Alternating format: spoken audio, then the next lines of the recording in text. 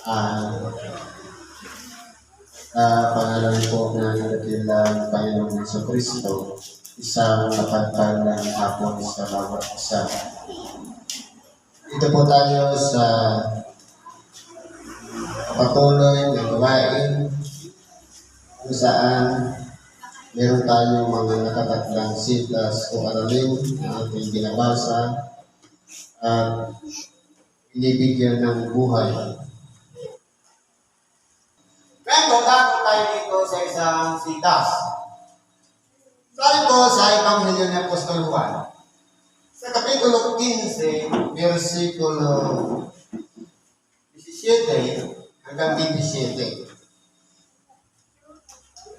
Sabi po ganito, ang mga bagay na ito ay iniuutos ko sa inyo upang kayo'y mga ibigan sa isa't isa. Ang sinasabi kong mga ibigan ay galing sa good word na pag-ibig, love. Paano po natin i-apply ang pag-iibigan sa isa't isa? Pag sinabi sa isa't isa, hindi lang yung isa ang nagpapakita ng pag-ibig, dapat both kaparihas. Isa't isa nga eh. Yung isa umiibig sa isa, yung isa umiibig sa isa. May gantihan. Nag-iibigan sa isa't isa. Ibig sabihin, parehas ang tinginan nila sa kanilang sarili na may pagpapahalaga. Nagmamahalan. Kung kayo'y kinapupuutan ng sanlibutan, ay inyong talastas na ako muna ang kinapuutan bago kayo. Ngayon, paano natin sasabihin na tayo'y kinapupuutan ng sanlibutan? Palagay natin, araw ng linggo, araw ng pagsamba, meron tayong lakad para pumunta sa simbahan at magsamba. Pagkatapos, puputyain yung gagawin natin na pagsamba, sila yung tinatawag na sanlibutan. Yung tumututol sa kalooban ng Diyos. Kung nangyari sa atin na tayo ay nilipat, na tayo ay kinapuutan ng sanlibutan, alalahanin natin, hindi tayo ang nauna. Bago mangyari sa atin, una na muna kay Kristo. Pinapuutan siya ng sanlibutan. Kaya hindi natin pwedeng sabihin na tayo ay aping-api na, tayo ay inaabuso na kahit bago pa nangyari sa atin, una nang ginawa kay Kristo. Bakit ano sabi na dito? Kung kayo yung taga-sanlibutan ay iibigin ng sanlibutan ang kanyang sarili. Ngunit, sapagkat kayo'y hindi taga-sanlibutan, kundi kayo'y hinirap ko sa sanlibutan, kaya napupuot sa inyo ang sanlibutan. Kaya po tininan, ang nanang kay Kristo, ito yung mga tao na pinili niya sa sanlibutan. Imagine ngayong araw na ito, araw ng linggo. Ilan lang tayo nandito. Yung nasa paligid. Iba naman ang ginagawa. Ibig sabihin, yung mga pinili lang, yung mga pinagkalooban na buksan ng pag-isip para magsakripisyo sa oras na ito, magsimba. Kaya po, pasalamat tayo. Sabi nga, kayo ang asin ng sanlibutan. Nawa yung mga taong narito, hindi lang tayo ang palaging narito, kundi sa pagpalit natin, makahikayat pa tayo ng iba na magkalasa rin sa paningin ng Diyos yung mga taong hindi man lamang nakatikim ng pagsimba tapos nahikayat natin, nadala natin dito. Papahanap tayo kung nakagawa tayo na makapagpanumbalik ng isang tao makasalanan sa Diyos. Kaya, kung titingnan po natin dito, ang sa sanlibutan, sabi nga, hindi kayo, sapagkat kayo hindi taga-sanlibutan. Para saan ba tayo? Totoo, nabubuhay tayo dito sa ibabaw ng sanlibutan at meron din tayong pangangailangan makasanlibutan. Pero, mas higit natin pinagkukulang ng pansin yung mga maka-spiritual na bagay at hindi yung mga makasanlibutan. Nasasakripisyo yung mga makasanlibutan bagay. Alalahanin ninyo ang salitang sa aking sinabi. Ang alipin ay hindi dakila kaysa kanyang Panginoon. Kung ako'y kanilang pinag-usig, kayo man ay dapat nag-usigin din. Kung tinupad nila ang aking salita, ang inyo man ay totoo pa rin din. Ngayon, ito po ang koneksyon ng Panginoon at ng alipin. Tayo na sumusunod sa kalooban ng ating dakilang Panginoon. Ibilang natin ang ating sarili na kasama tayo sa alipin. Dahil kahit si Kristo man, sabi nga, bagamat siya'y nasa anyong Diyos, ay hindi niya inarin isang bagay panahon ng ang pagkapantay, kundi nabuhay siya bilang isang alipin. Ipalagay natin tayo rin. Ngayon, kung si Kristo ay pinakikinggan ng mga tao, kung tayo kasama sa ipinukod niya sa sanlibutan, tayo ay pakikinggan din naman. Sapagkat, sabi nga, ang alipin ay hindi dakila kaysa kanyang Panginoon. Kaya lahat ng mga nangyayari sa buhay natin, huwag natin iisipin, mas nahigitan natin yung mga ginawa sa atin kaysa sa ginawa ng ating dakilang Panginoon. Ibig sabihin, pinaliliwanag dito ng ating dakilang Panginoon. Kung tayo nasa kalagayang alipin at ang ating dakilang Panginoon ay nasa kalagayang Panginoon, bago pa nangyari yung mga bagay na pinagdurusahan natin, ililibat tayo kung ano-ano mga pinaggagawa sa atin, lahat ng yung dinanas na ng ating dakilang Panginoon. Kaya hindi po higit ang alipin sa kanyang Panginoon. Hindi natin mahihigitan yung sakripisyong naranasan ng ating dakilang Panginoon. Kaya kung ano man po ang nangyayari sa buhay natin, lahat ng yan pinagdaanan yan ng ating dakilang Panginoon. Yan po ang ibig sabihin ng ang alipin ay hindi higit sa kanyang Panginoon. Kaya kung titingnan po natin dito, tatapos ang lahat ng mga bagay nito ay gagawin nila sa inyo dahil sa aking pangalan. Sa pangalan pa lang ni Kristo. Marami na ang mga naiinis. Marami na ang nagagalit. Mapalad na tayo dito dahil nabuhay tayo dito sa isang bansa na maraming kumikilala kay Kristo. Pero doon sa New York at sa ibang bansa, at mahirap ang maging preacher doon. Ang daming nakapalibot ng mga atheist o yung mga walang pananampalataya sa Diyos. Yung sinasabing itong pangyayari sa buong sanglibutan ay isang big bang na parang sumambulat lang na isang bagay at pagkatapos ito na ang mga nangyayari. Nag-evolve daw ang tao. Nagkakaroon ng mga evolusyon ng lahat ng mga nangyayari sa sanglibutan na sinasabi, tayong mga tao ay galing sa unggoy. Bakit meron pa rin mga unggoy ngayon? Kasi kung nag-evolve yan, dapat wala ng unggoy. Kasi nabago na, naging tao na lahat. Pero dahil nga, sa isang bagay na sinasabi, ang tao ay galing sa unggoy. Kung wala ng unggoy, mas paniniwalaan pa natin na nag-evolve na. Meron pa rin unggoy, ibig sabihin, hindi talaga nag-evolve. Kundi meron talagang makapangyarihang Diyos na lumikha ng lahat ng mga bagay. Na iba ang kalagayan ng tao at iba naman ang kalagayan ng unggoy. Kung ang unggoy hindi nakapagsasalita, ang tao nakapagsasalita. Magkahawig lang sa figure dahil ang unggoy kaya niyang tumayo, kaya niyang kumamot, at kaya niyang maglakad. Pero yung iba, tatanong sila kung maglakad. Kaya hindi po dapat paniwalaan yung mga sinusundan ng mga tao nandun sa ibang bansa. Pero mapalad ang lalakas ng loob ng mga preacher na kaya nilang pangatwiranan at panindigan na ikakilala ng lubusan si Kristo.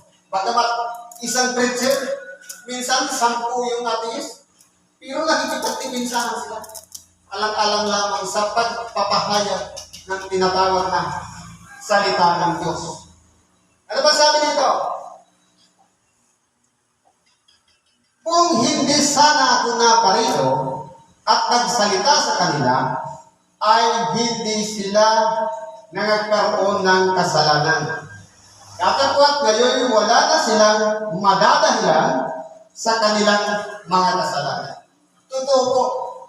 Siguro, kung ang naging kalagayan ng mga taong doon sa pinalakihan ng ating dakilang Panginoon, kung hindi sana isinilang ng ating dakilang Panginoon, ibig sabihin, mas mapapalad yung mga taong hindi inabot ang buhay ng ating dakilang Panginoon. Dahil hindi nila narinig ang mga ebanghelyo o salita ng Diyos na ipinangangaral ng ating dakilang Panginoon. Ma-absento pa sila. Unlike doon sa mga tao na inabutan ng ating dakilang Panginoon na narinig mismo ng kanilang mga tainga ang lahat ng sinabi ng ating dakilang Panginoon. At lalo na tayo na nasa huling henerasyon na ang lahat ng sinabi ng ating dakilang Panginoon nakadokumento sa banal na kasulatan at ngayon binabasa at pinaliliwanag. Ngayon, pwede kasama tayo dito sa sinasabing wala tayong maidadahilan kung sabihin natin sa araw ng paghukom na hindi ko narinig ang Ebanghelyo God. Dahil siguro kung lahat tayo ay may kopya ng banal na kasulatan, hindi po natin pwedeng sabihin, hindi ko nabasa yan, hindi ko narinig yan. Dahil sabi nga sa banal na kasulatan, hindi ko na isusulat ang aking mga kautusan sa mga tapyas na bato, kundi ilalagay ko na sa kanilang mga pag-iisip at sa kanilang mga puso. Yan po ang sinasabi ng ating dakilang Panginoon. Kaya kung titingnan po natin, tayo po sa pagbabalik ng ating dakilang Panginoon, hahatulan hindi sa pamantayan ng tao kung paano hinahatulan. Na kailangan mo pa ng abogado para idipinsa ka, ipagtanggol ka, kundi kung ano yung tinanggap natin, narinig natin na aral o salita ng Diyos, hindi natin pwedeng sabihin, hindi ko siya narinig. Hindi ko siya nabasa. Hindi ko siya napakinggan. Dahil dito na po yan nakasulat sa ating mga puso at kasama ng ating budhin may tatakta ng Espiritu Santo. Kaya hindi po natin pwedeng sabihin, hindi ko alam yan. Sabi dito, ang napupuot sa akin ay napupuot din naman sa aking Ama.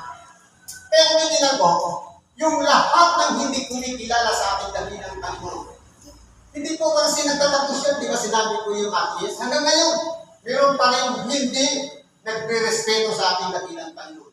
Hindi kinikilala si Kristo. Kaya lahat ng mga nagkapupuot sa ating dakilang Panginoon, mas parehas lang naman na kung napuot ka sa Panginoon, napupuot ka rin sa Ama. Kasi wala silang pinag-iba. Dahil yung kalagayan ng ating dakilang Panginoon, ang tawag niya sa kanyang sarili, anak ng tao. Pero yung nananahan sa kanyang kalooban, nandoon yung isang Espiritu mula sa Diyos, na walang iba yung anak ng Diyos na nagkalukluk yan, kung nananahan sa buhay ng ating dakilang Panginoon. Kaya siya nagpapahayag ng salita ng Diyos, sapagkat ang Ama rin ang nagsabi sa kanya ng lahat ng kanyang mga sasabihin. Ginamit lang yung kalagayan ng ating dakilang Panginoon upang sa ganon, ang Ebanghelyo ay makarating sa lahat ng mga tao hanggang sa nagpapatuloy, hanggang sa huling, sa katapusan ng sanlibutan. Nagpapatuloy hanggang sa ikalawang buhay ang salita ng Diyos. Dahil ang salita ng Diyos ay tinatawag na walang hanggan. Papunta po tayo doon sa buhay na walang hanggan. Ang pinapractice natin dito, everlasting. Ang salita ng Diyos, everlasting din. Ang buhay natin, bagamat ang tao ay may limitasyon, mamamatay, pero meron kang karugtong.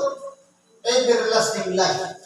Ibig sabihin, pinapractice tayo sa pangmatagalan, panghabang buhay.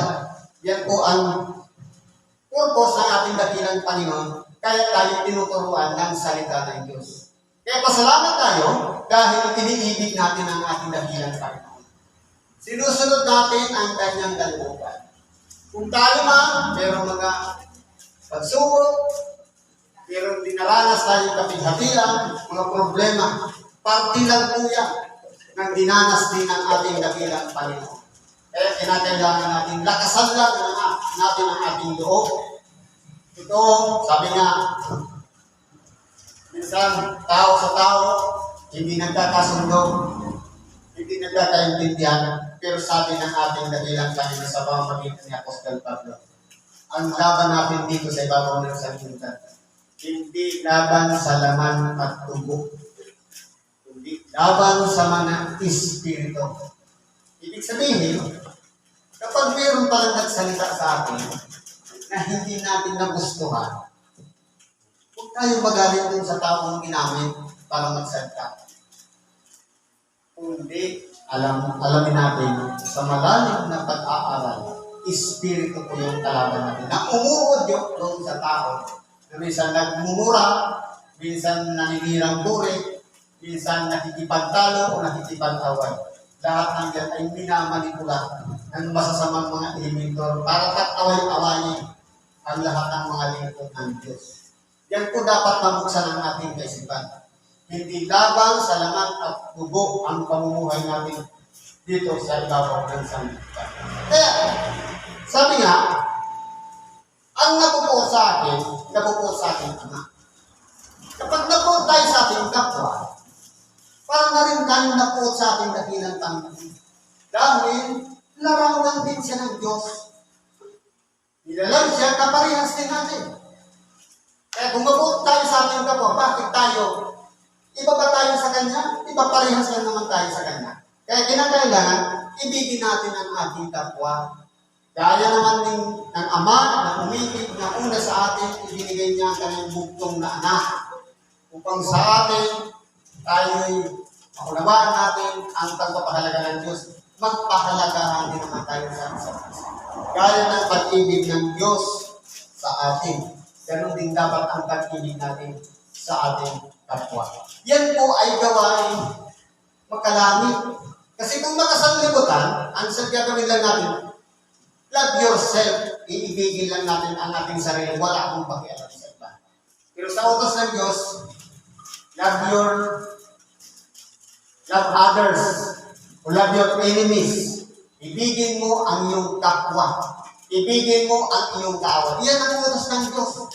Kaya, kung sabi niya, kung ang iyong tao ay nagutom, pakanin mo. Kung siya'y makuhaw, bayunin mo. Sapagkat sa paggawa ko ng mga gayon, ay mga baga ng apoy ang ibinubulkon mo sa kanya. Nasa paghatol din yun doon sa mga tao na gumagawa sa atin ng kasamahan. Kung ako man sana'y hindi gumawa sa gitna nila ng mga gawang hindi ginawa ng sino mang iba, ay hindi sana sila nagkaroon ng kasalanan. Ang problema, nakita mismo ng kanilang mga mata ang lahat ng mga makapangyarihang gawa sa pamamagitan ng ating dakilang Panginoon. Kaya hindi nila maikakailan na hindi sila nagkasala. Nakilala nila ang kasalanan dahil sa mga himalang ginawa ng ating dakilang Panginoon. Datapwat, ngayon, ay kanilang nakakita at kinapuputan nila ako at ang aking Ama. Sa totoo lang po, nung nabubuhay pa natin dakilang Panginoon, naging tikit na sa kanyang puso ang pagdurusa sapagkat tunay na naramdaman niya na kinapuutan siya ng sanlibutan. Bakit po? Ipinangaral niya ang kaharian ng Diyos. Nagpagaling siya ng may karamdaman. Nakarinig ang mga bingi, ang mga bulag nakakita, ang mga pilay nakalakad, pero nasaan sila? Doon ang ating dakilang Panginoon, hinahanap sila. Ano ang pinagsisigawan nila? Ipapokus siya sa krus. Isang salita na dapat sana, kung mayroong mga taong nakakaalala sa ginawa ng ating dakilang Panginoon, dapat nandun sa likod nila. Sa likod ng ating dakilang Panginoon, nakasuporta sa Kanya. Pero nasaan sila?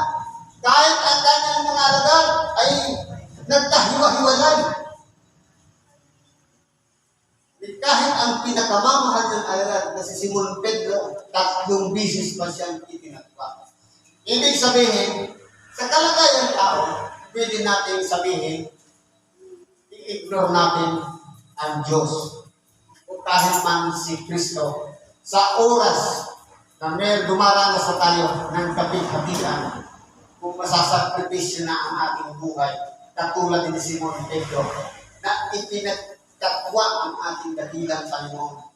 Na sinasabi nga ng isang babae sa kanyang likuran, habang sila'y nagpapainag sa apoy, na magkikilala ko na ikaw ay kasama niya dahil sa iyong pananalita. Anong sabi ni Simon Pedro? Hindi ko siya kilala. Kaya lahat ng tinulungan niya, ni maging ang kanyang mga alagad, nagkawala-wala po sila lahat. Nagkahiwa-hiwalay po sila lahat. Kaya ba sabi dito? Ngunit, nangyari ito upang matupad ang salitang nasusulat sa kanilang mga ako'y kinaputan nila na walang kadahilanan. Totoo po. Walang dahilan. Yung pagdapo sa ating dakilang Panginoon, parang wala lang. Dahil po, inibig ng tao ang sanglibutan. Ayaw nilang makasama doon sa mapapahamak. Tanging ang dakilang Panginoon lang ang nag-iisang nananalangin sa kanyang Ama dahil dumating na ang kanyang kapanunan. Siya lang pinakailangan ang magdusa alang-alang sa lahat. Naramdaman yun ang aming dakilang Panginoon. Ngayon, sabi nito, datapwatat pa rito ng mga aliw na ating susuguin bagay ang espiritu ng katotohanan na nagbubuhat sama ang siyang magpapatutuo sa atin. Kaya po, matapos ang aming dakilang Panginoon magsakripisyo at mamatay doon sa krus ng Kalbaryo, meron siyang pinakakit ang mang-aaliw. Sa makatuwid, ang Espiritu Santo na siyang magiging kaagapay natin, tumutulong sa atin, sa oras ng ating mga kahinaan, sa oras ng ating mga kabalisahan, mga problema. Kapag tayo po'y sumusunod sa kalooban ng ating dakilang Panginoon, alalahanin natin, merong Espiritu Santo nakatakda sa bawat isa sa atin para tayo tulungan. Isurrender lang natin ang ating sarili. Hanapin natin ang Diyos, ang kanyang presensya sa ating mga puso, at doon natin mararamdaman at mapagkikilala ang nag-iisang Diyos sa udyok ng Espiritu Santo na siyang magtuturo sa atin. Na hindi po siya napagkikita ng mata, kundi nararamdaman sa ating mga puso ang presensya ng Diyos sa pamamagitan ng Espiritu Santo. Sapagkat ang mga aliw na ito ang magbibigay sa atin ng kalakasan. Ito ang magtuturo sa atin upang yung dati nating pinanggalingan na isang masamang kalagayan ng makasalanan, hindi na natin dapat na balikan. Kundi sundin na natin ang sang-ayon sa kalooban ng ating dakilang Panginoong Jesucristo. Hanggang dito na lang po, salamat sa Diyos at anuman ang ating mga kailangan, karalingan. Inapit po natin yun sa Diyos at ipagkalap natin sa Kanya. Nanampalataya lang tayo at tatanggapin natin ang lahat ng kasagutan sa ating mga hinihingi sa Kanya. Salamat at mapagpalang ako sa bawat isa.